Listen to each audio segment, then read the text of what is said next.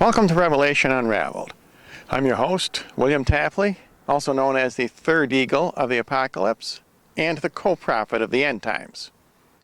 On this program, I want to talk about contraception and how using that will prevent you from being raptured.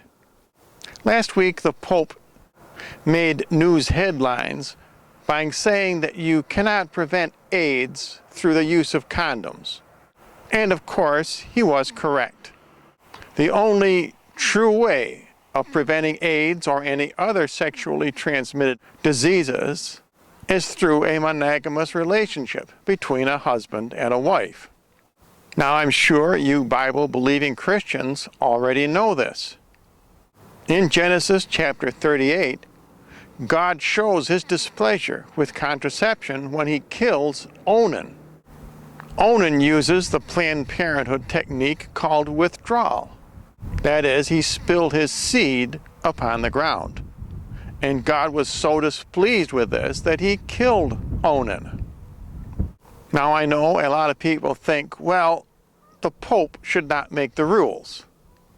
They like to say, if you don't play the game, you don't get to make the rules. But of course, this is another lie from Satan. Can you tell me any game in which the player makes the rules? Did Mickey Mantle make the rules for baseball? Did Michael Jordan make the rules for basketball? Of course not.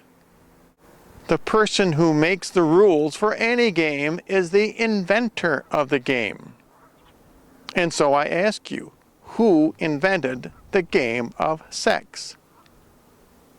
God invented the game of sex, and therefore, he gets to make the rules. And if you don't live by those rules, you will pay the consequences. In this life, you will get sexually transmitted diseases. And in the next life, you will suffer for all eternity. But in these end times, the most important thing for you to understand is that you will not be raptured if you are using condoms or any other kind of contraceptives. Remember, when Jesus is talking about the rapture in the Olivet Discourse, the parable he uses is about 5 wise and 5 foolish virgins. When St. John talks about the raptured Protestants, one of the 12 characteristics are that they are virgins. Now, this does not necessarily mean celibacy, but it certainly means chastity. And you cannot be chaste if you are using contraceptives. Please do not expect to be raptured if you are into fornication, if you are into adultery, and if you are into contraceptives. I know you won't get this message from Jack Van Impe, Hal Lindsey, John Hagee, or any of the other false prophets.